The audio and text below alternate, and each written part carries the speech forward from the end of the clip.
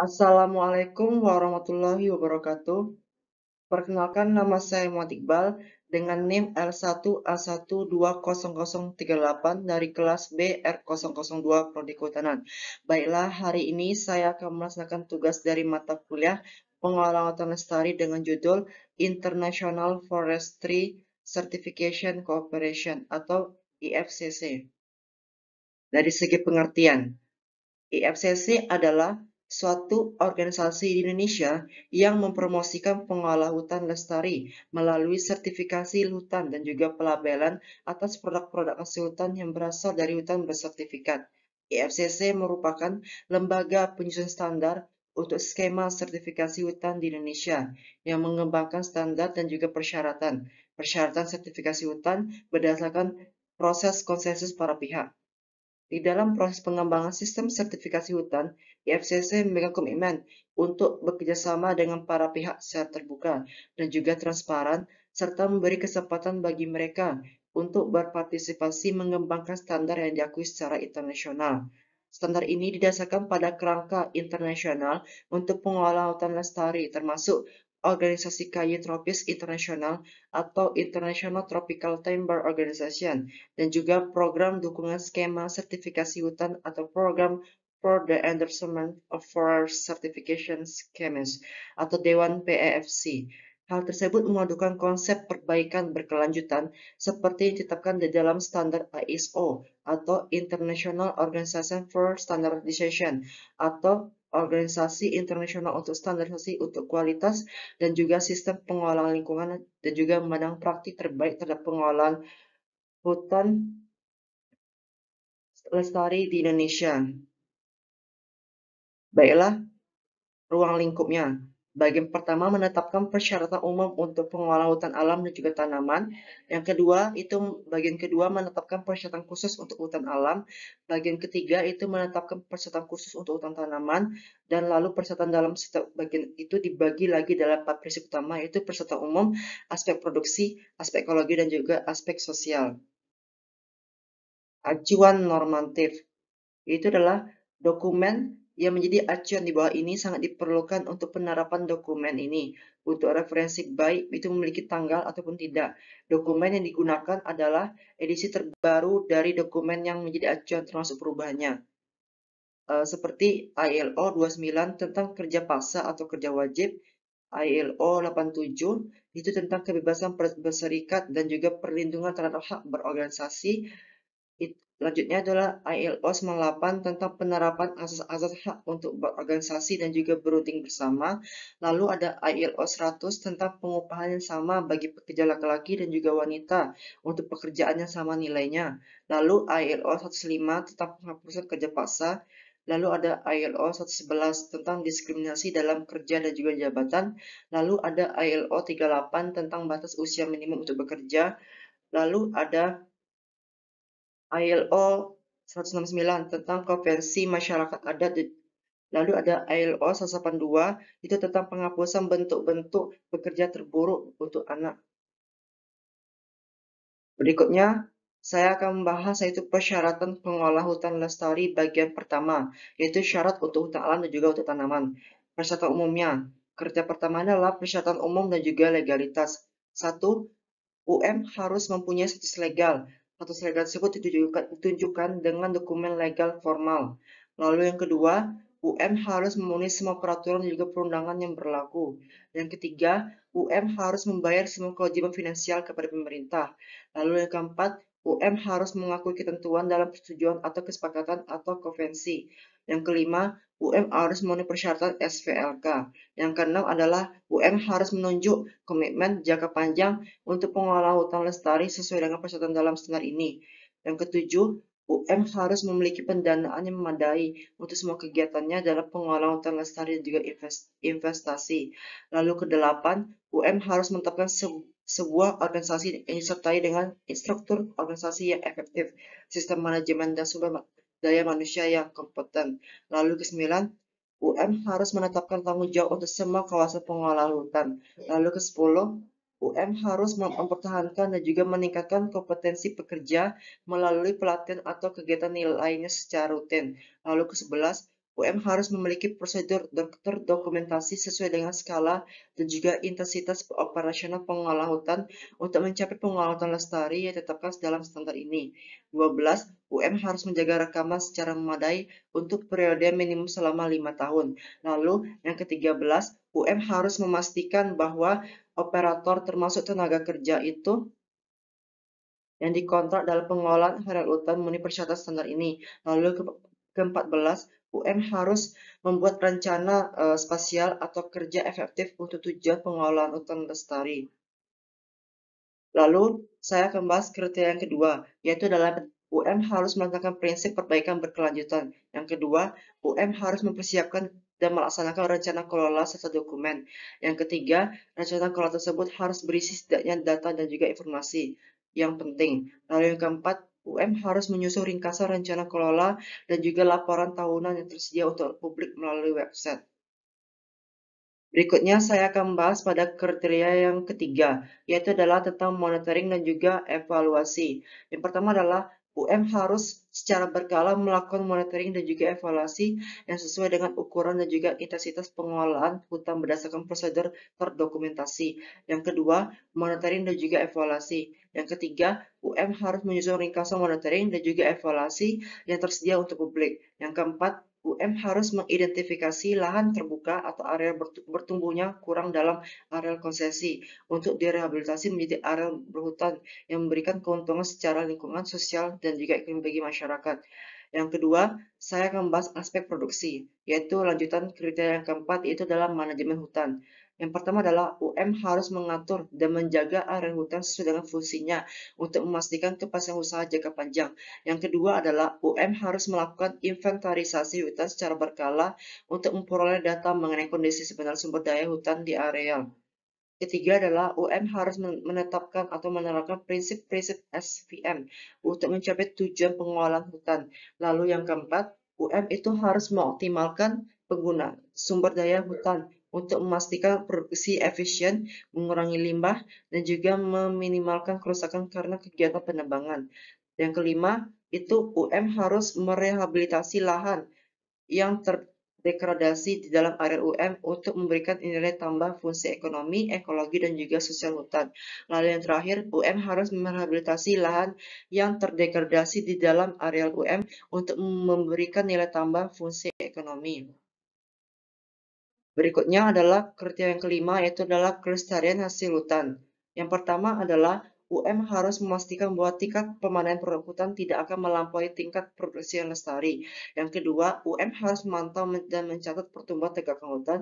Yang ketiga adalah pemanen hasil hutan harus tidak melebihi riap dan juga harus berhubungan dengan AEC yang sudah ditentukan. Lalu yang keempat, UM harus mengidentifikasikan dan juga menginventarisasikan hasil tanam kayu yang dapat memberikan dampak negatif pada sumber daya hutan apabila dilakukan eksploitasi yang berlebihan. Lalu aspek yang ketiga itu adalah aspek ekologi. Lanjutannya adalah kriteria yang keenam itu adalah pengolahan fungsi ekosistem dan juga hidrologis hutan. Yang pertama adalah UM harus melakukan identifikasi kegiatan-kegiatan pengolahan hutan yang berdampak penting. Yang kedua, UM harus menetapkan dan melaksanakan prosedur terdokumentasi reduce impact logging atau RIL untuk meminimalkan dampak-dampak negatif. Yang ketiga, UM harus mengidentifikasi kawasan-kawasan yang berfungsi untuk perlindungan terhadap tanah dan menerapkan langkah-langkah tepat terukur untuk melindungi kawasan. Lalu yang keempat, UM harus mengidentifikasi kawasan-kawasan berfungsi untuk perlindungan air. Lalu yang kelima, itu UM harus melakukan pemantauan dampak negatif kegiatan-kegiatan pengelolaan hutan. Lalu yang keenam, UM harus mengembangkan dan juga menerapkan prosedur terdokumentasi untuk penggunaan yang terkendali dari B3, yaitu bahan berbahaya dan juga beracun. Lalu kriteria ketujuh itu adalah pengolahan keanekaragaman hayati. Yang pertama adalah UM harus mengidentifikasi melalui inventarisasi dan juga pemetaan tentang distribusi flora dan fauna yang dilindungi, endemik, langka, dan juga spesies yang terancam hampir punah beserta habitatnya. Yang kedua adalah UM harus memelihara dan juga memperbaiki habitat flora dan fauna yang dilindungi, endemik, langka, spesies, serta terancam punah. Lalu yang ketiga, UM harus melaksanakan penilaian dampak lingkungan atas potensi dampak terhadap flora dan fauna yang dilindungi. Lalu yang kelima, UM harus memetakan dan juga melindungi sampel yang representatif dari ekosistem alami dan landscape. Lalu kriteria yang ke-8 yaitu adalah perlindungan hutan. Yang pertama adalah UM harus mengidentifikasikan dan juga memantau gangguan memperhitungkan kejadian gangguan alam yang merupakan ancaman bagi kesehatan dan vitalitas sumber daya hutan. Lalu yang kedua, UM harus menerapkan program pengolahan terpadu yang jika memungkinkan menerapkan bahan biologis ramah lingkungan, metode non-kimia atas pengendalian hama, dan juga berusaha untuk meminimalkan atau menghindari penggunaan pestisida kimia. Lalu yang ketiga, UM harus menetapkan dan juga menerapkan prosedur terdokumentasi untuk penggunaan pestisida kimia. Yang keempat adalah UM itu harus menerapkan langkah-langkah kebakaran termasuk analisis risiko awal dan juga perambatan. Lalu yang kelima, itu UM harus menerapkan langkah-langkah secara partisipatif dan juga berdasarkan kesepakatan dengan masyarakat lokal. Yang keenam adalah UM itu harus menerapkan langkah-langkah tepat teratur untuk melindungi hutan dan juga kegiatan-kegiatan tanpa izin. Lalu yang ketujuh, UM dapat membatasi akses publik ke hutan. Lalu yang keempat adalah aspek sosial. Lanjutannya adalah kriteria yang kesembilan, yaitu adalah hak pemanfaatan atau sumber daya hutan oleh masyarakat. Yang pertama adalah UM harus mengidentifikasi, menghargai, mengakui, dan menghormati sistem penguasaan dan juga hak legal masyarakat. Yang kedua, UM harus mengidentifikasi, menghargai, mengakui, dan menghormati hak-hak adat dari masyarakat adat. Yang ketiga, UM harus membuat kesepakatan dengan masyarakat adat atau masyarakat lokal untuk melakukan pengelolaan area hutan sesuai dengan hak adat atau hak milik masyarakat secara legal. Yang keempat adalah UM harus memberikan akses kepada masyarakat adat dan juga masyarakat lokal untuk memanfaatkan sumber daya hutan. Lalu yang kelima, UM harus membuat mekanisme resolusi konflik yang berkaitan dengan hak masyarakat adat berdasarkan hukum adat atau hak milik masyarakat lokal. Lalu kriteria yang ke-10 adalah hubungan yang harmonis dan juga berkelanjutan antara UM dan juga masyarakat. Yang pertama adalah UM harus melakukan penilaian dampak sosial dari kegiatan-kegiatan pengelolaan hutan yang direncanakan terhadap masyarakat adat dan juga atau masyarakat lokal. Lalu yang kedua adalah UM harus memastikan bahwa pengelolaan hutan tidak menyebabkan atau menimbulkan secara tidak langsung maupun tidak langsung dampaknya. Lalu yang ketiga, UM harus memberikan prioritas kepada masyarakat adat ataupun masyarakat lokal untuk memperoleh kesempatan pekerjaan. Lalu yang keempat, UM harus memberikan dukungan yang memadai kepada masyarakat adat ataupun masyarakat lokal. Yang kelima, UM harus mengidentifikasi sumber daya hutan yang memiliki nilai penting untuk tujuan rekreasi. Lalu yang keenam, UM harus membentuk atau membangun komunikasi dan juga konsultasi yang efektif dan terus-menerus dengan masyarakat adat ataupun masyarakat lokal. Lalu kriteria ke-11 adalah pemenuhan hak-hak pekerja. Yang pertama adalah UM harus melaksanakan kebijakan dan juga prosedur yang menjamin pemenuhan hak-hak pekerja. Yang kedua adalah UM tidak boleh melibatkan diri atau mendukung penggunaan pekerja paksa atau wajib. Yang ketiga adalah UM itu harus menghormati hak-hak pekerja atas upah, gaji, kerja, dan juga memastikan bahwa upah yang dibayarkan itu adalah adil. Yang keempat adalah UM harus menghormati sesuai dengan peraturan undang-undang yang berlaku hak pekerja. Yang kelima adalah UM tidak boleh melibatkan diri atau mendukung diskriminasi dalam hal perekrutan pekerja. Yang keenam adalah UM harus menjamin jenjang karir pekerja secara jelas berdasarkan penilaian yang dilakukan secara rutin terhadap kinerja pekerjaan. Dan yang ketujuh adalah UM tidak boleh melibatkan atau mendukung penggunaan pekerja. Anak UM harus menyediakan pekerja dengan fasilitas dan juga infrastruktur yang memadai.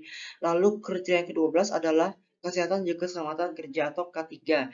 Yang pertama adalah UM harus memiliki sistem untuk mendeteksi atau mencegah merespon potensi-potensi gangguan terhadap kesehatan dan juga keselamatan kerja atau K3. Yang kedua, itu adalah UM harus menyediakan lingkungan kerja yang aman dan juga sehat, serta harus mengambil tindakan yang efektif untuk mencegah terjadinya kecelakaan. Yang ketiga adalah UM itu harus memberikan instruksi dan juga pelatihan K3 secara rutin kepada pekerjanya. Yang keempat, UM harus menyediakan peralatan pelindung diri yang layak dan tepat untuk pekerjanya. Yang kelima, UM harus menyediakan fasilitas air minum, MCK atau mandi cuci kakus yang bersih untuk digunakan oleh semua pekerja. Yang keenam adalah UM harus memastikan bahwa fasilitas camp yang disediakan bagi pekerja dalam keadaan bersih. Lalu yang ketujuh, UM harus memantau dan juga mengevaluasi pelaksanaan dan juga keefektifan sistem manajemen ketiga setidaknya setahun sekali. Lalu saya lanjut pada bagian kedua, yaitu adalah persyaratan khusus untuk pengelolaan hutan alam. Yang pertama adalah persyaratan umum. Satu, UM tidak boleh melakukan konversi hutan untuk kegunaan lahan lainnya, termasuk konversi menjadi hutan tanaman, kecuali dalam keadaan yang dapat dibenarkan, di mana yang pertama adalah konversi sesuai dengan perundangan nasional dan juga perencanaan tata ruang, serta diizinkan oleh pihak-pihak berwenang. Dan juga yang kedua, konversi diperlukan untuk membangun infrastruktur terkait kegiatan di hutan atau untuk mata pencarian dan kesejahteraan masyarakat setempat, serta memberikan kontribusi jangka panjang dan juga manfaat sosial, ekonomi, dan juga lingkungan. Yang ketiga atau C, konversi tidak terjadi pada kawasan lindung, biotop yang penting secara lingkungan dan juga sosial. Yang ke-D, luas total dari hutan yang dikonversi itu dalam area unit manajemen tidak boleh lebih dari 5% total luas area unit manajemen. Lalu yang kedua dari segi aspek kedua adalah aspek produksi. Yang pertama adalah UM harus menetapkan sistem ketelusuran yang akan memungkinkan identifikasi dari semua produk kayu yang ditebang pada semua tahap pengangkutan dan asal kayu tersebut dalam kawasan hutan. Lalu sistem tersebut harus didukung oleh dokumentasi yang relevan dan juga dapat dibuktikan.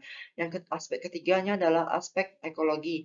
Yang pertama adalah UM harus melakukan inventarisasi pra-permanen sesuai dengan prosedur dan dokumentasi dan juga pedoman lain yang berlaku setidaknya 3 bulan sebelum penebangan. Yang kedua, UMY harus menetapkan rotasi penebangan dan juga diameter pohon yang boleh ditebang sesuai dengan peraturan yang berlaku. Yang ketiga adalah UM itu harus menetapkan perlakuan silvicultur sesuai dengan tingkat individu pohon daripada tegakan hutan guna memelihara keseimbangan tutupan tajuk, memastikan keanekaragaman struktur vertikal dan juga horizontal, dan juga keanekaragaman jenis tumbuhan. Yang keempat adalah UM harus mempertahankan kemampuan regulasi alami dan juga penambangan yang tidak mengganggu mekanisme penyebaran spesies. Lalu bagian ketiga saya akan membahas adalah persyaratan khusus untuk hutan tanaman. Yang pertama adalah persyaratan umum. Yang pertama, UM tidak boleh memasukkan wilayah-wilayah hutan tanaman yang dibangun di atas areal hasil konservasi hutan primer maupun hutan sekunder. Yang kedua adalah UM tidak boleh mengkonversi hutan penggunaan lahan dan hutan yang juga hutan alam menjadi hutan tanaman kecuali dalam kondisi yang pertama adalah konversi tersebut sesuai dengan undang-undang dan juga peraturan tata ruang dan juga dijaga oleh pihak yang berwenang. Yang kedua adalah konversi tersebut diperlukan untuk membangun infrastruktur terkait hutan.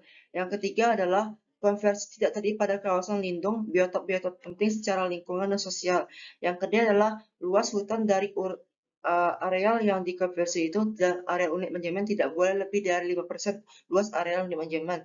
Lalu aspek kedua adalah UM harus menetapkan sistem ketelusuran yang akan memungkinkan identifikasi dari semua produk kayu yang tebang pada semua tahap pengangkutan. Ulang lah, ngapain lagi nih? Lalu yang ketiga adalah aspek ekologi. Yang pertama, UM harus melakukan areal kerjanya dan juga mengidentifikasi, memetakan, memberi tanda di lapangan, serta melindungi area yang telah dialokasikan. Yang kedua adalah UM harus melakukan regenerasi pada hutan tanaman dalam waktu dan dengan cara hutannya tidak mengurangi kapasitas produksi hutan. Lalu yang ketiga, UM hanya boleh menggunakan pestisida untuk tujuan pengendalian gulma dan juga mematuhi aturan daftar pestisida yang dilarang dan juga terbatas seperti dicantumkan dalam lampiran 3 standar ini. Yang keempat adalah UM hanya boleh menggunakan pupuk untuk tujuan keberhasilan regenerasi. Penggunaan pupuk beserta jenisnya harus didasarkan pada hasil analisis berkala terhadap kondisi tanah yang diterapkan pada pengelolaan volume dan juga teknik yang diperlukan. Baiklah, sekian dari saya video tentang IFCC. Jika ada salah, saya mohon maaf, saya akhiri. Assalamualaikum warahmatullahi wabarakatuh. Salam rimba.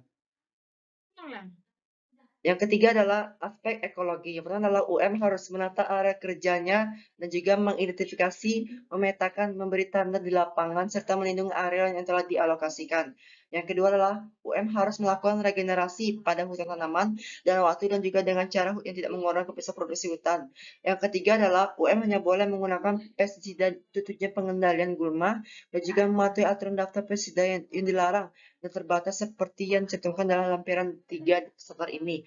Yang keempat, UM hanya boleh menggunakan pupuk untuk tujuan keberhasilan generasi. Penggunaan pupuk beserta jenisnya harus didasarkan pada hasil analisis berkala terhadap kondisi yang telah ditetapkan atau diterapkan dalam volume dan juga teknik yang diperlukan. Baiklah, sekian dari saya video tentang IFCC. Jika ada salah, saya maaf, saya akhiri. Assalamualaikum warahmatullahi wabarakatuh. Salam rimba.